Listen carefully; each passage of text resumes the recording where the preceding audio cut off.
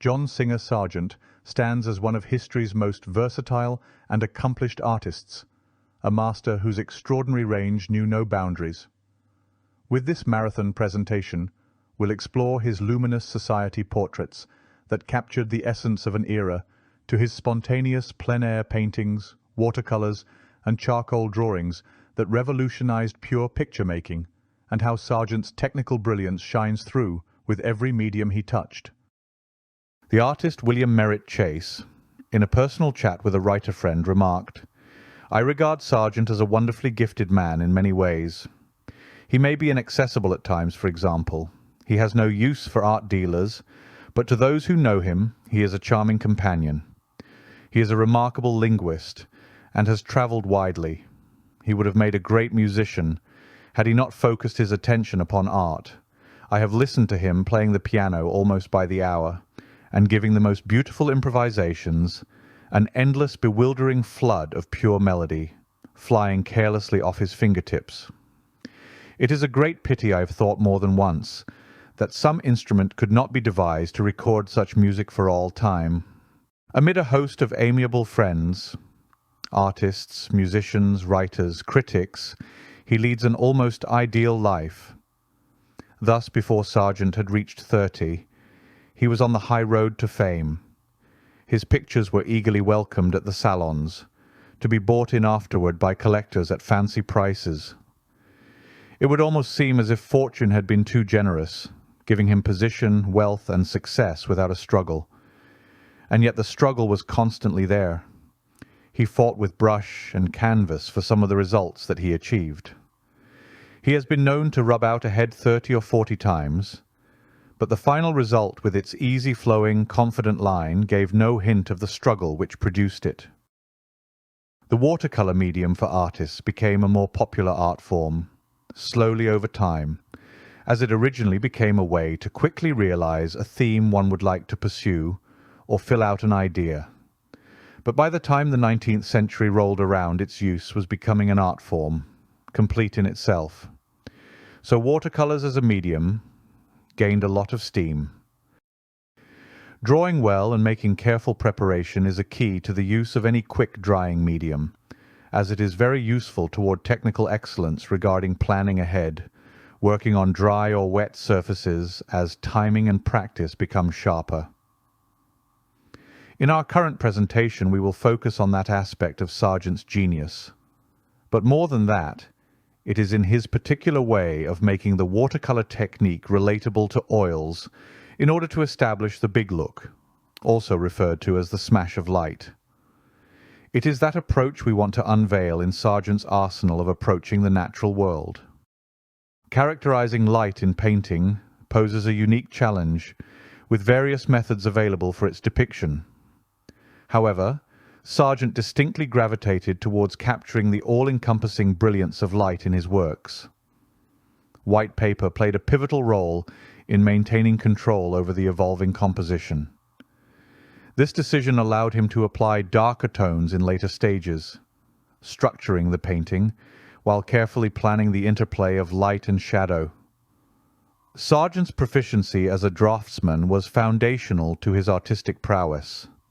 Beginning as a brilliant draftsman, he adopted a disciplined practice of filling numerous notebooks with thousands of drawings. This meticulous approach aimed to achieve accuracy in rendering figures and prevent erroneous decisions in his painting process. His dedication to honing his skills through continuous practice laid the groundwork for his artistic success. The inherent challenge of correcting drawing errors, particularly when the hand does not respond as intended, underscores the demanding nature of Sargent's artistic drive. In atelier training, a common technique involves the rotation method, by correcting the furthest inaccuracies or addressing backstraggling elements. This systematic approach ensures the harmonious development of the entire composition, a valuable tool in Sargent's quest for precision and technical perfection. In the realm of watercolour, where transparency and delicacy are paramount, Sargent's meticulous planning and correction methods take on heightened importance. the challenges posed by watercolour demand careful consideration, and he was proficient in navigating these intricacies further, illustrating his mastery of diverse artistic mediums. Sargent's discipline is demonstrated in his continued interest in painting gardens and architecture. We see him carefully delineating the columns and arches very precisely. It was reported by the time he entered Carolus's atelier he was already a fine draftsman, so much so that when viewing his portfolio, Duran, with the class looking on, observed drawings depicting every vein of a leaf as they clustered together cascading on a wall. This tightly rendered early style is perhaps the best way to start an artist's career. Training, the eye to record all very thoughtfully and truthfully. This was something Duran would use to help formally teach him how to grasp the larger aspects of nature with broad characterization, avoiding superfluous details. All this is a part of the sound practice of sight-size working, an exercise that became popular throughout Europe and becoming popular again today. As cited earlier, it is interesting to see the general lay-in of his working style with the broad play of light flowing over the forms, as if not to be encumbered by individual forms of the figure or other aspects of a subject that are not adding to the whole. This simplification says it all very agreeably. He seems to apply the same flowing mechanism in his technique to oils, as we shall see. The oil washes in his unfinished portraits show this approach quite well. Sargent is quoted to have stated he departed from Duran's method over time, by simplifying the procedure even further by making his process all in one. Shows his wonderful approach to pulling out of the mist, so to speak, the forms. Mr. Gamble, the American artist and instructor, would comment that it is an altogether sound approach, and one James McNeill Whistler used many times. With Sargent, his modus operandi made it all look seamlessly unified. Friends and family are a recurring subject in Sargent's work that proved expedient as well as convenient. They are usually resting or otherwise leisurely posed. It makes more sense in light of the fact that many of them were painted while he was away from the stressful demands of portrait commissions. He was allowed to explore anything that caught his eye, and frequently it was anything from rocks in mid-stream, or a sun-dappled hut, or happening upon the busy activity of quarrymen working away cutting stone, of which he did several works in watercolour and oils. It is interesting to note his frequent use of blues and ochreish tones in many of his pictures, for a swift colour harmony being judicious and very practical, for the immediacy he must act upon to seize the moment at hand. Then we have his pictures of compatriot friends in the field working away with their own landscaping efforts, a wonderful way to pass the time. Able to compare stories and pictures, and discuss the daily problems perhaps with the flies and mosquitoes about, something we may not think of when seeing the end result of a work of art in a gallery, away from the field. Then we have the well-known painting of Paul Helot sketching with his wife, a masterpiece of colour and spotting of the crisp, bright hats of Paul Helot and his wife, not to mention the brilliant modelling of his wife's face and the delicate, subtle colouring in shadow neath the brim. In other pictures, we find Sargent quite at home in a stall or courtyard, doing the occasional composition of a horse or donkey, obviously willing to have their portraits painted. His obvious skill in anatomy is here too. Goats are not off topic either, and some of the more charming landscapes of pastures and glens he has painted with the herd feeding and clearing the land as they graze. Last but not least, there is the difficult architectural scenes Sargent frequented with his brush. Some of Venice and others of Spain or some other locations, so he was never at a loss as to what to paint. He is said to have admonished students to simply look for a spot to paint. Have a seat and paint, be curious and unafraid. Try whatever is in front of you. Stay curious, whether in watercolour, oil paint, or the humble pencil sketch. He took his own advice seriously. To think he would depart from the duties of portrait commissions with their demands and needs, to please a spoiled clientele, then close up shop, head for the summer escape, and continue to keep at it. not wavering but with youthful energy set about to relax and paint more, many of them solely for his own private interest and collection. Finally, we couldn't help ourselves in this presentation, but wanted to take a look at some of the prodigious drawings by Sargent, of the most remarkable skill. His many drawings that have been seen over the internet and or at galleries are beyond wonderful. He has the delicate touch that, as in watercolour, we have already observed there is the veil of light he captures so well with charcoal or with pencil on paper. His accuracy and ability to characterize the sitter is truly marvellous. The sureness of combined technique and animated expressions are wonders to see. While some critics of the past have decried him for being without sympathy toward his sitters, we find he was spot on. He could render Ellen Terry or the actor Joseph Jefferson with all the charm of personality one could ask, while not being the least bit sappy. So we end this look at Sargent's unique approach, we found to be his own, able to display the flow of light with great skill and powerful effect, embracing the bathed in light that can be so difficult to paint. Imagine the year is 1884. It's the dawn of the opening of the Grand Salon in Paris. A very nervous young artist of 26 years old, who for the past 7 years had been the darling of the Salon at its yearly openings, will be showing his latest effort, and he is pacing about because the vernissage inaugural will open its doors to the new exhibit viewings in earnest. It is the private affair for special guests and artists to make a final but preliminary look at their artwork on display before opening day. John Singer Sargent was assured by his mentor and now colleague Carolus Duran, assures he has nothing to fear because his portrait will be well liked. Carolus had been invited to his studio for a final verdict. But it will shake the world of art to the core. A scandal is about to unfold. We want to investigate why and how it all happened. Our story begins. There was an American-born socialite living in Paris who was considered as a shining star in certain circles and a leading fashion queen of sorts for her outfits and flair. Her social status was of the upper hierarchy in London and Paris, which made her an object of special attention. So it was that, at a social event, the very young John Sargent met her. The year was 1881. The painter was instantly struck by her charms, and was keenly interested to make further acquaintance, and even of the hope to paint her portrait. Sargent's boldness to begin the process of making further contact with her through mutual friends was derived from his successes as one of the most promising artists to emerge in recent years.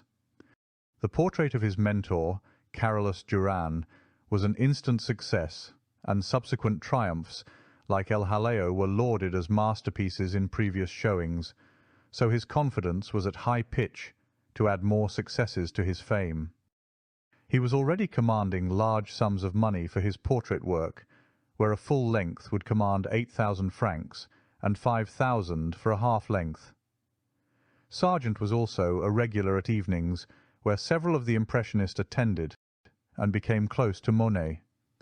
Thus, at the age of 26, Sargent, an American, was being hailed in Paris as the author of the 2 outstanding pictures of the Salon. If it be true that art knows no nationality, the same might have been said, at any rate in 1882, of the American, for here was a foreign artist, little more than of age, measuring himself beside the established favourites of Paris, beside Carolus Duran, Bouguereau, and Dagnon Bouverie, Bastien Lepage, Besnard, Boldini, and the Impressionists, and being acclaimed as the most successful painter of the year. Sargent now begins his quest to find how to propose the idea of painting a portrait of Madame Gautreau, which now he believes that this could very well be a portrait of consequence for his career, so he contacts his mutual friend Del Castillo with the hope he would be able to make the necessary arrangements, stating to him, "When you are in Paris, tell her of my plans," and he expresses it thusly: "You might tell her that I am a man of prodigious talent. My interest to paint her portrait would be for the Salon, where I have had many successes over the past few years. This would not be by way of a commission.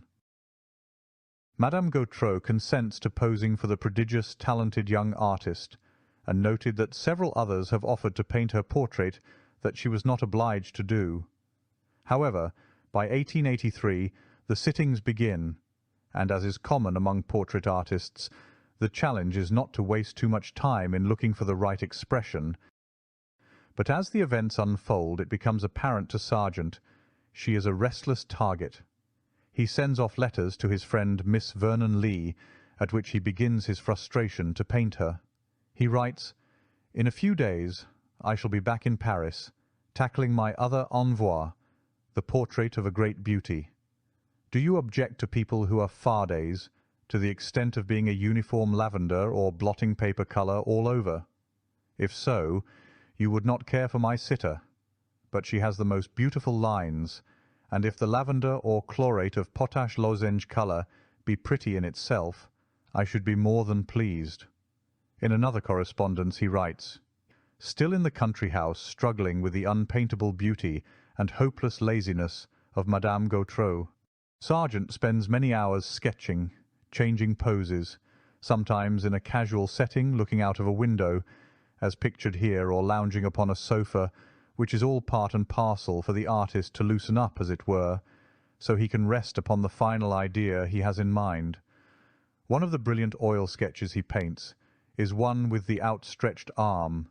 The skilful modelling seems simple enough, with the soft light flowing over the forms, but again it's deceiving, because Sargent is a master of form, as one can see. This is most difficult to render with simplicity, yet anatomically well studied. Sargent is the persistent draftsman, and he relies on that skill to establish the idea to pencil and paper, which includes watercolour. As we expressed in earlier presentations, it is his keen reliance on watercolour and the use of brush with washes that he gains the fluency that transfers over to his oil painting. It combines most eloquently the all-embracing lightness of touch with methodical deftness. After much anguish of decision-making, Sargent settles on a format that is straightforward. It will be a full length with the addition of a table. His pose for Madame Gautreau, while similar to so many an artist's attempts at a full-length female portrait, differs dramatically in several ways, as we shall see in the portraits to follow. That Sargent is not sentimental, the soft and stoic portraiture by some of the best artists of the day are similar in character. They look to give a softer and more elegant side, where the emphasis is on high finish and technical achievement, as taught by the école system in general. Sargent from the start has already put into his thinking a version for her portrait that is powerful in its linear design from head to toe. The confidant glance of Gautreau in a profile silhouette further strengthens the less sentimental touch from other works. She is painted as an icon or statuesque Greek sculpture with the same authority of execution. He is much less the dabber and spontaneous painter of the brush. He relies rightly on the arabesque, with subdued modelling, giving her unusual powdered skin a truthful rendering that is faithful to nature. Once again, in a letter to his friend, "My portrait," he wrote to Castillo, "it is much changed and far more advanced than when you last saw it. One day I was dissatisfied with it, and dashed a tone of light rose over the former gloomy background. I turned the picture upside down, retired to the other end of the studio, and looked at it under my arm. Vast improvement. The élancé figure of the model shows to much greater advantage. The picture is framed and on a great easel, and Carolus has been to see it and said, 'You can send it to the Salon with confidence.' Encouraging, but false. I have made up my mind to be refused." Varnishing day did nothing to reassure the painter. On the opening day he was in a state of extreme nervousness. It was the 7th successive year in which he had exhibited. Every salon had seen the critics more favourable, the public more ready to applaud. The doors of the salon were hardly open before the picture was damned. The public took it upon themselves to rail against the flagrant unfitness, judged by prevailing standards. The critics fell afoul of the execution. The Parisian public is always vocal and expressive. The salon was in an uproar. A demand was made that the picture should be withdrawn. Here a distinguished artist was proclaiming to the public in paint a fact about herself which she had hitherto never made any attempt to conceal, one which had, indeed, formed about one of her many social assets. So, anticipating this, Sargent, before the exhibition was over, took it away himself.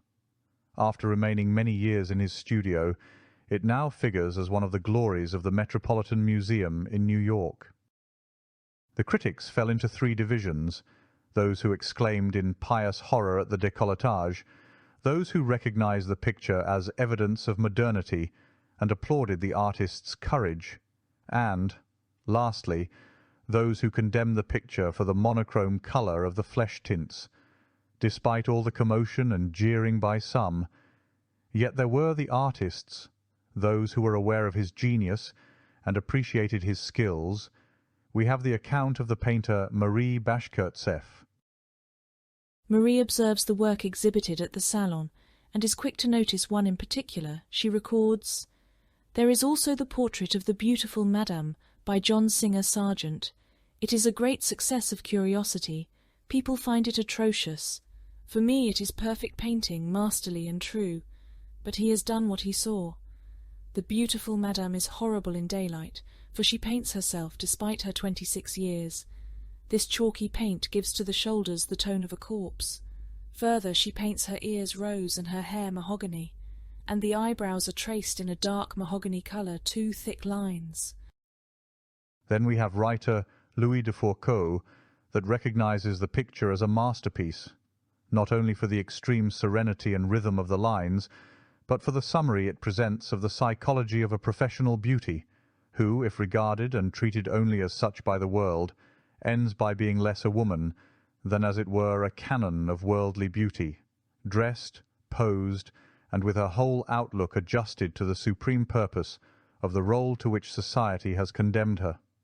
That, indeed, is what the artist has achieved in this masterly portrait.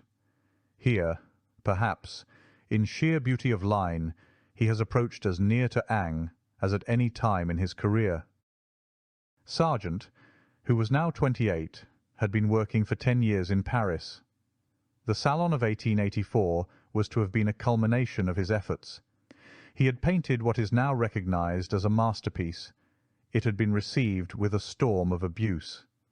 Paris, which had been approving and encouraging, had turned, dealt a violent blow at its recognized favourite.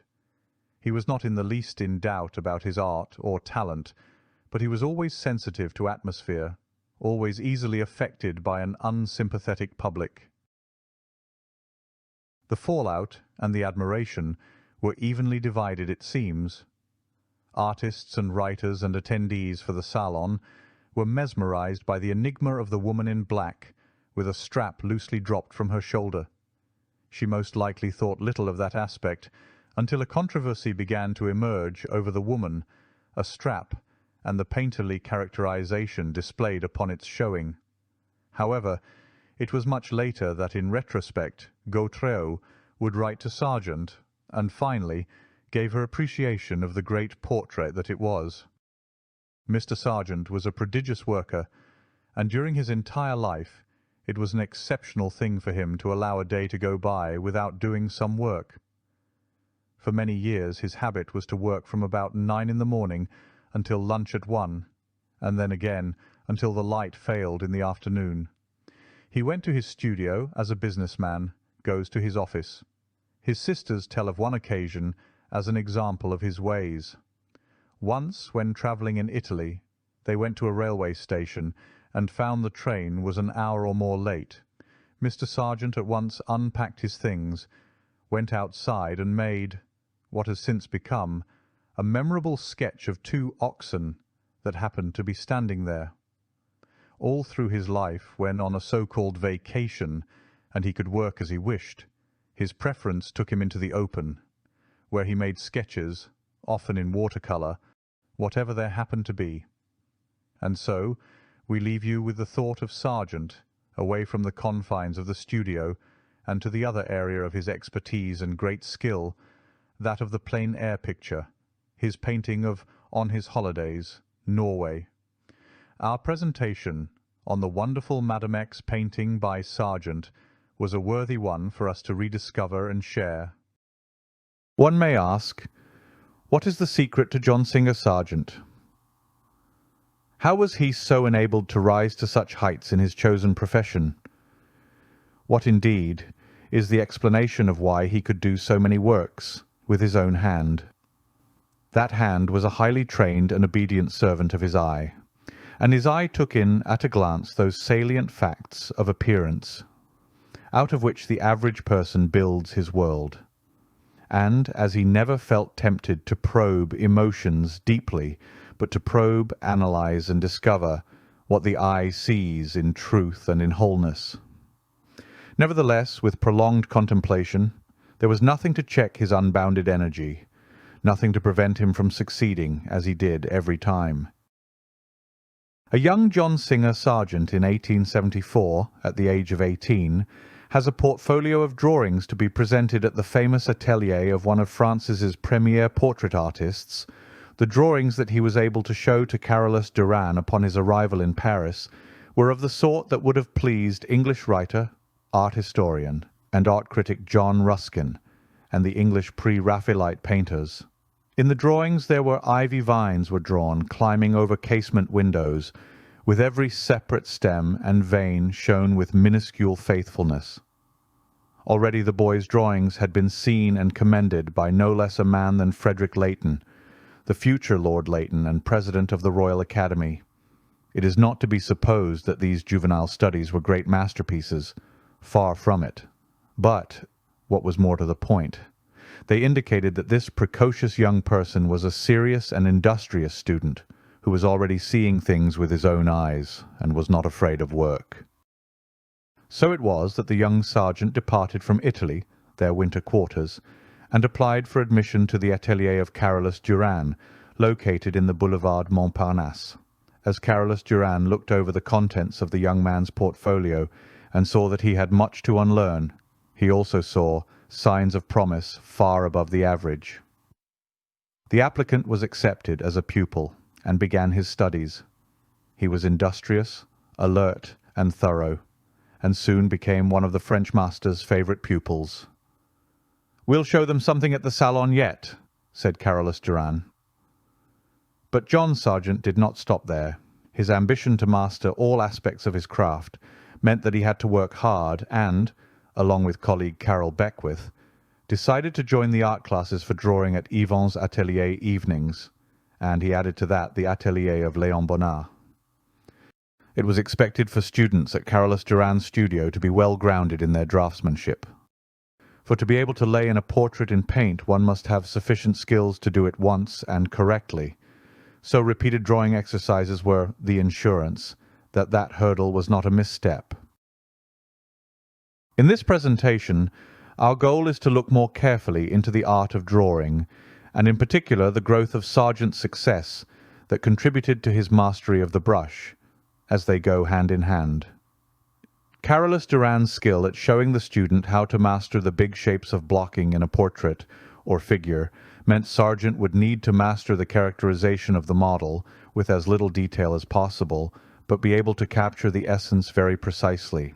Each stroke of the brush must be carefully positioned so that the volumes faithfully represent the forms as light passes over them, with all subtlety in the middle tones.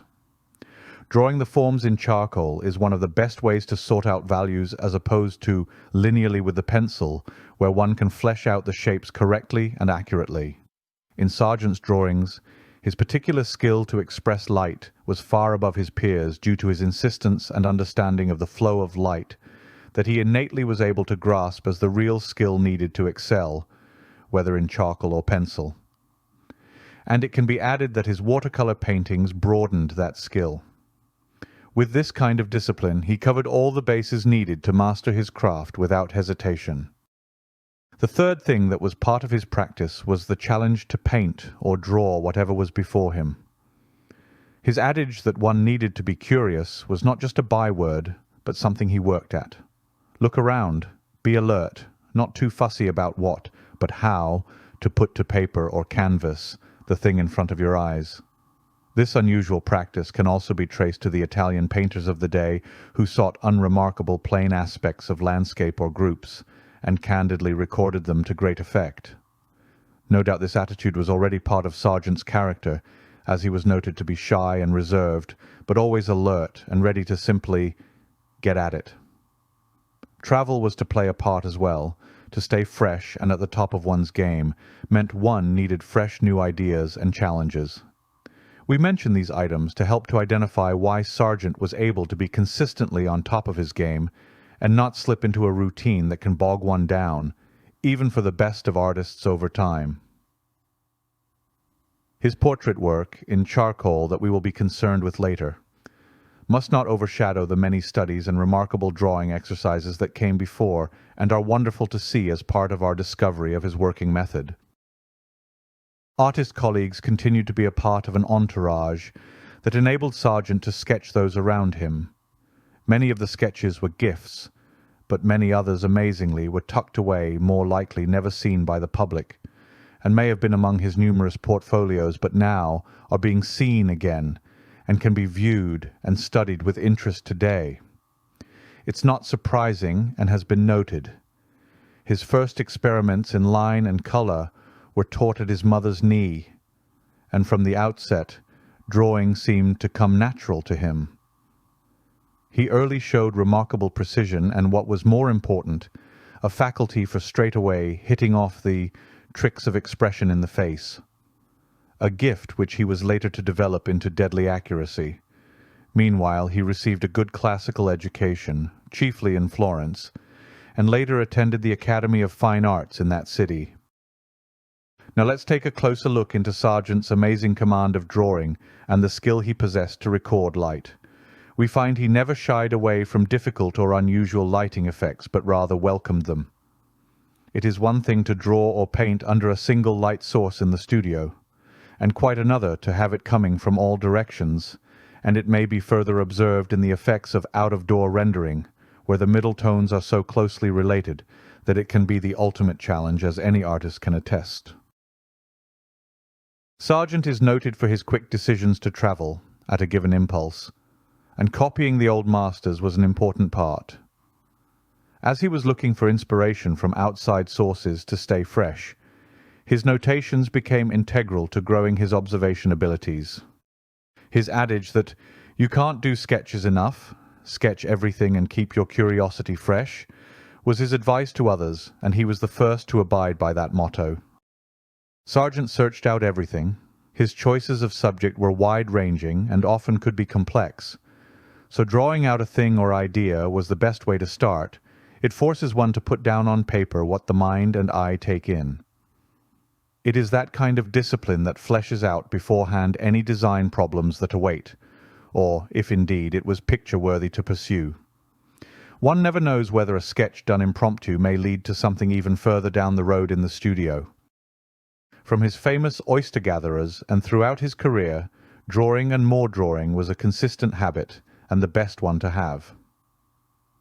It was an instance where Sargent took on a complex idea from his early training with Carolus Duran and won him recognition from the Salon of 1878. In Venice, Sargent took to his watercolours as well as oils to paint one of his favourite motifs, architecture, and he threw in gondolas as well for good measure. His curiosity, but more importantly, his challenging mindset to be accurate, and to the other point, suggestive, for the whole impression must be the thing sought for. As time went on for Sargent and his ever-blossoming career over time, he wearied of doing portrait after portrait. Oftentimes the demands to get a likeness and to please a client in order to paint them as they see themselves can be daunting. Not to mention the constant perfectionism that he demanded of himself, as can be witnessed by the repeated attempts to paint a head over and over, sometimes as many as a dozen times. which it may be said is a powerful testimony to his true professionalism. His reprieve from the constant requests for portrait work was the occasional full-blown composition, simply to do as one wishes. Exercise the need to be creatively able to finally paint something that satisfies the hunger to paint that thing that was in the mind, and perhaps was put off for another more appropriate time, such is the case of his famous El Jaleo. The Spanish influence is unmistakable in this work, and he did many studies to find the right way to express the oddly lit room of musicians and dancer, a tour de force, to be sure. So as he slowly decides to limit his portrait activity, it also becomes apparent that a habit after so many years, when it's been one's work for so long, to keep doing them, even when his mind wearies of another one coming, continues in another form. He finds that one way to satisfy the demands and, it may be added, to stay fresh at one's skill, he decides on portrait drawings exclusively, and in this period of his career he begins the finest of his efforts while doing them. His ability to capture the essence and character of an individual was always his to use. His great gifts he did not take for granted, and his adage that "to work is to pray" is fitting here. He can use every sort of imaginative device and arrangement to be able to satisfy his client and his own interests, all the while avoiding a lengthy oil portrait painting process, which is no longer an issue. While John Sargent is on his quest to limit the oil portrait demands in preference to charcoal drawings, he is offered an opportunity, along with Edwin Austin Abbey, to paint a large project for a mural decoration in Boston, and he will spend the rest of his life in preparing for that, and the debut will be monumental, and by all accounts a final tour de force. He and Abbey begin with great excitement and share studio space occasionally, which no doubt will find each inspiring one another. It is with the various studies and final results that we wish to focus our attention on at this point. The Prophet series alone would be sufficient to examine, but there is so much more in the series that can be reviewed. However, we will do that more properly in another presentation. The wonderful figures, drawings, oils, sketches, and compositional design elements are exemplary in the history of mural decoration. Sargent is again able to venture into this new territory with gusto, and his inventiveness to work into the architectural spaces provided gives new challenges for him, and he makes an impact with the Prophet's singular gestures alone. They are quite striking, and the many preliminary sketches shown here are but just a small sampling that is within the Boston Museum of Art collection. So we see the Prophets, in Sargent's viewpoint, are as reverent and as moving in terms of their painted presence, not unlike the power of Michelangelo and his Vatican ceiling, albeit the rendering by Sargent more contemporary and naturalistic, but strong in emotion and feeling at the same time. His Prophet mural series has been acclaimed ever since being reproduced in books and prints, and artists have revered his skill to be able to transition to the scale that mural painting requires seemingly with little struggle. It has been remarked by many writers and artists alike who knew him that Sargent was able to work at the rate he did, apparently without additional help, that it almost seems to be on the order of heroic. His drawing skills never subsided, even though at the early age of 51 he chose to retire from portrait painting. Yet he was still very much in the game, moving forward to the more personal projects that gave him greater challenges and the ability to pick and choose whatever fancied him. Our look at the drawings by Sargent only touches the surface of the vast number of drawings, all of which are highly treasured by their respective owners, and thus far the charcoal portrait drawings number about 750 in existence. His pictures possess the strong imprint of light and shadow, but within that structure is the modelling of middle tones that comes from an innate skill present in the finest masters throughout the ages. He never disappoints us with his bravura and ability to confidently wield the brush. His technique, though possibly influenced by mentors like Carolus Duran and inspired by earlier masters such as Frans Hals and Diego Velázquez, is unmistakably his own. Sargent's artistry reflects a disciplined diligence and innate instinct, evident in his triumphs through portraiture. His talents transcend this single genre, as we have already seen, because he embodies the total artist, excelling in all phases of painting. Beyond portraiture, he embraced new challenges, such as the charcoal drawings for his eager clientele, and beyond that, tackling the monumental task of large-scale mural work, without assistance no less. In an era dominated by trends and gimmicks, Sargent's art stands apart, relying on a skillful hand as naturally developed as penmanship. His execution, though brilliant, appears unforced, serving the singular purpose of faithfully capturing his vision. This sincerity allows viewers to experience the beauty of his perception. His compositions effortlessly integrate elements of line, form, and arrangement, leaving us in awe of the elegance in his work. When Charles Follen McKim, the visionary architect behind the Boston Public Library, approached American artist John Singer Sargent with the ambitious idea of creating a series of murals for the library, Sargent paused and exclaimed, "But I have never done anything like that before," expressing his doubts about stepping into the unfamiliar world of large-scale public art. Yet McKim's confidence in Sargent's genius was unshaken, and the artist soon accepted the challenge, embarking on what would become one of the most significant projects of his career. Before selecting Sargent, McKim and the Boston Public Library trustees considered other prominent artists for the library's mural decorations.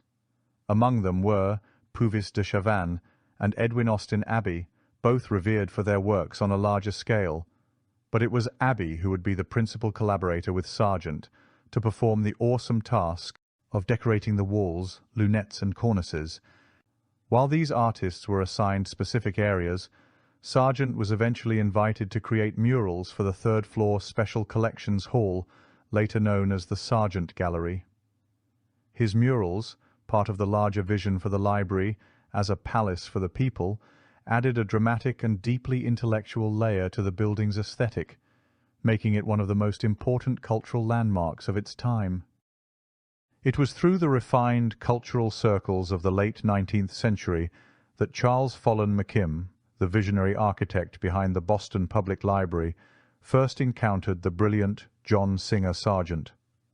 McKim had long admired Sargent's unparalleled ability to capture light and form, his portraits imbued with a vitality that seemed to breathe life onto the canvas. The library, conceived as a palace for the people, demanded nothing less than the finest artistry, and McKim believed Sargent could rise to the occasion. Fellow American artist Edwin Austin Abbey, the famed American illustrator with a flair for dramatic storytelling, was tasked with transforming the book delivery room into a visual epic of the Holy Grail. Sargent was assigned the third-floor Special Collections Hall, where he took on the challenge with his characteristic dedication, crafting a monumental mural series that would be known as The Triumph of Religion. This extraordinary work, at once dramatic, intellectual, and deeply symbolic, cemented Sargent's place not just as a master portraitist, but as one of the great muralists of his era, ensuring that McKim's vision for the library as a beacon of art and knowledge would endure for generations. It was 1890 when Sargent first set his sights on the monumental task of painting murals for the Boston Public Library, and even as he began to conceptualize the triumph of religion, Sargent's hands were far from idle. The early 1890s saw him at the height of his career, creating masterpieces that solidified his reputation. Among them was Carnation Lily Lily Rose of 1885 to 86, the brilliant study of two young girls lighting lanterns amidst a twilight garden. Though completed a few years earlier, its success still echoed in the art world, affirming his extraordinary mastery of light and atmosphere. Around the same time, Sargent also completed the strikingly modern Ellen Terry as Lady Macbeth of 1889, a dramatic theatrical portrait of the actress in full costume, capturing both her commanding presence and the intensity of Shakespeare's tragedy. Sargent also unveiled Paul Hellieu sketching with his wife, a charming yet intimate portrayal of his close friend, the French artist Paul Hellieu, absorbed in his work beside his wife. The painting's casual grace and immediacy stood in stark contrast to the grandeur of his looming mural commission, revealing the breadth of his talent. As Sargent embarked on the Boston murals, he brought with him the lessons learned from these masterpieces and his numerous studies of architectural buildings and reliefs from Spain, Italy, and Egypt. When John Singer Sargent undertook the monumental task of creating the Triumph of Religion for the Boston Public Library, the figures that emerged on the walls were not just products of his imagination. They were inspired by the real people who posed for him, their likenesses immortalized in his sweeping grand vision. It is in the quiet of his studios, both in London and Boston, that Sargent worked, sketched, and developed his broad ideas for each lunette, and space provided for him calling upon a diverse array of models to bring life to his dramatic compositions. Among them were professional models, their practiced poses lending the anatomical precision and grace required for the twisting bodies and expressive faces that peopled his murals. In Boston, for example, it is likely that Thomas McKellar, an African-American model, worked with Sargent extensively on these projects. Though records of individual models for this large work remain scarce, it is known that friends and acquaintances often played a role. Sargent, known for weaving themes of the familiar into the mythical, occasionally invited those close to him to serve as the foundation for his allegories. At times, when no one else was available, or when a precise gesture or expression eluded him, Sargent turned to his most reliable model, himself. Using a mirror, suggesting the nuances of movement, the subtle interplay of light and shadow and gesture. It is interesting that as Sargent stood at the peak of his career, his time was split between two monumental undertakings that could not have been more different in theme or purpose. On the one hand, he was immersed in the decades of love with his Triumph of Religion, a sprawling mural series begun in 1890. On the other, the eventful outbreak of World War I called him to create Gast, commissioned at the behest of the British War Memorials Committee, which by 1918 much of the series had taken shape. Sargent travelled to the Western Front, amidst the devastation of trench warfare, depicting a haunting procession of soldiers temporarily blinded by mustard gas, their eyes bandaged as they stumble toward a dressing station under a pale, unsympathetic sky. The scene is both harrowing and deeply emotional, capturing the quiet endurance of soldiers in the face of unimaginable suffering. The war temporarily pulled him away from the Boston murals. He returned to his labour in Boston. In these two works, one capturing eternal questions of faith and spirituality, the other bearing witness to the transient horrors of war, Sargent's genius shone through, leaving a legacy as timeless as it was multifaceted. Sargent took on his projects with monumental ferocity. As he did with all his work, he was punctual, thorough, and imaginative. Classic, modern, and daring. Words that ideally describe his unique abilities and artistry. As we look over the mural designs and sketches toward the finished product, it would be interesting to note the financial arrangements credited to him for the undertakings he employed. It is noteworthy at this point to elaborate a bit more on the details of the projects. Sargent was paid approximately $40,000 for his work on the Boston Public Library murals. This sum was a significant amount at the time and reflected the scale and prestige of the project. Adjusted for inflation, $40,000 in the late 19th and early 20th centuries would be worth over $1 million today, underscoring the importance of the commission. The funding for the murals came from the Boston Public Library trustees and private donors who supported the library's vision as a palace for the people, where art and knowledge would coexist. Despite the generous payment, the project was a labour of artistic passion for Sargent, who spent nearly 3 decades intermittently working on the murals, investing far more time and effort than the financial compensation alone might suggest. Sargent was paid £1,000, about $5,000 in today's money, for his gassed painting, which was commissioned by the British War Memorials Committee in 1918. The amount was a relatively modest fee for a work of such monumental significance, especially considering the scale and emotional impact of the painting. The British War Memorials Committee had set a budget for artists creating works, and Sargent's fee was in line with other commissions. However, the work became one of Sargent's most iconic and widely celebrated pieces. The undertaking by Sargent to commit to such a large project after many years as a highly successful portrait painter, and one that fought the critics at times for not having more depth into the sitter's personality, it remains that Sargent was not a mere recorder of the obvious, as some have suggested, mere facts, however masterful, they grant him. But on the completion of the Boston Public Library, as his profits were put in place, it was applauded that at one large stride the portrait painter took front rank in the unusual and exacting field of mural decoration. His strength of characterization, even to the point of palpable dramatic power, the great decorative project, was painted with a suavity and covered with an ease that could not be greater if its dimensions had been in inches instead of feet. And despite the compelling interest in the figures, it is first of all, and in the best sense, decorative. One great mural painting followed another, as each was installed in its appointed place. In addition to his Boston Library efforts, in 1917, Sargent exhibited personal works. This would be the fifth that Sargent exhibited in Boston. The collection comprised about a dozen oil paintings, half a dozen watercolours, and 30 drawings.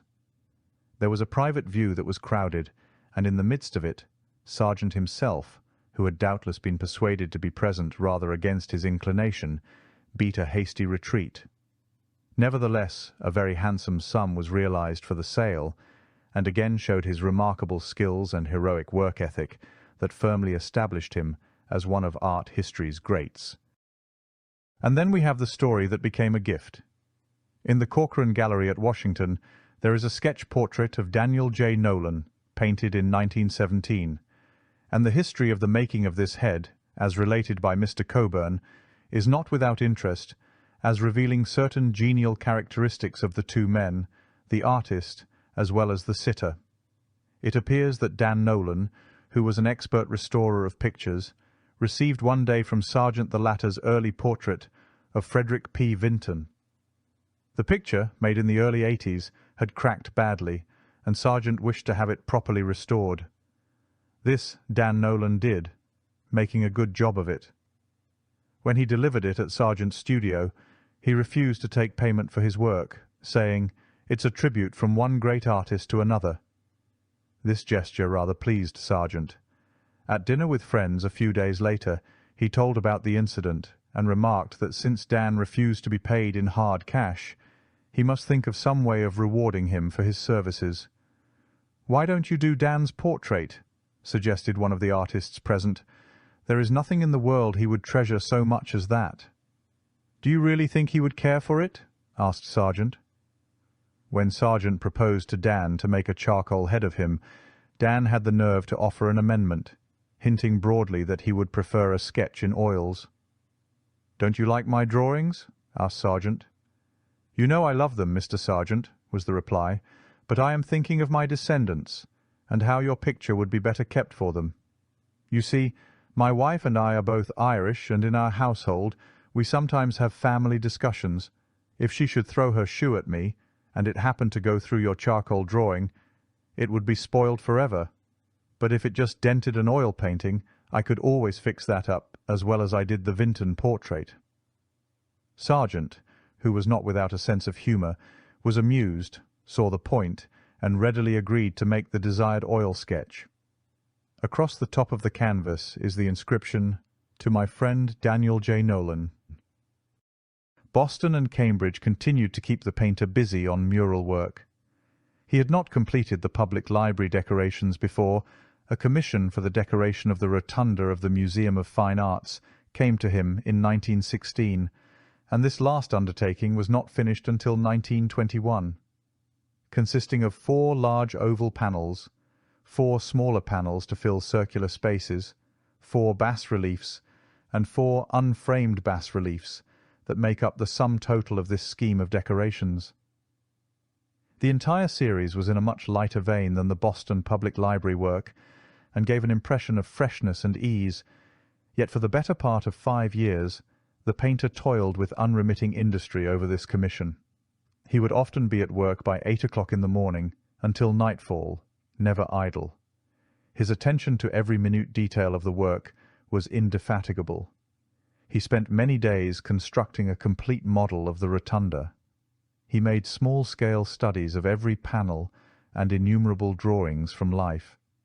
In all ways he showed a characteristically tireless determination to perfect his work through endless study, experimentation, and revision, to bring all its parts into harmony and unity. Upon completion, Boston art critics were invited to a press preview of the mural paintings in the museum in 1921. Thus Sargent ended a difficult but grand finish with acclaim. And we leave you with these words: "Heroic, yet magnificently simple in design and execution," wrote John Oliver, "the purity and nobility of the classic is combined with that modern and highly original style, in both pattern and colour, which has always distinguished this great master. In the present case it seems as if he had never felt the fatigue of the effort. The figures appear to have evolved themselves in their proper places. He was known to repaint entire sections without hesitation, and to spend months refining preparatory studies. This rigorous approach reflects the same discipline that secured his reputation as the leading portraitist of his generation. Yet within the soaring walls of the library we witness more than mere technical mastery. We see the scholar, the patient craftsman, and the restless seeker, transforming each commission into a sustained pursuit of the sublime. And finally, we hope you enjoyed this marathon look at the extraordinary John Singer Sargent, an American original and the world's great portrait painter of the golden era, and be sure to follow the link below for our ebook offerings at a special price. So, until next time, it's bye for now.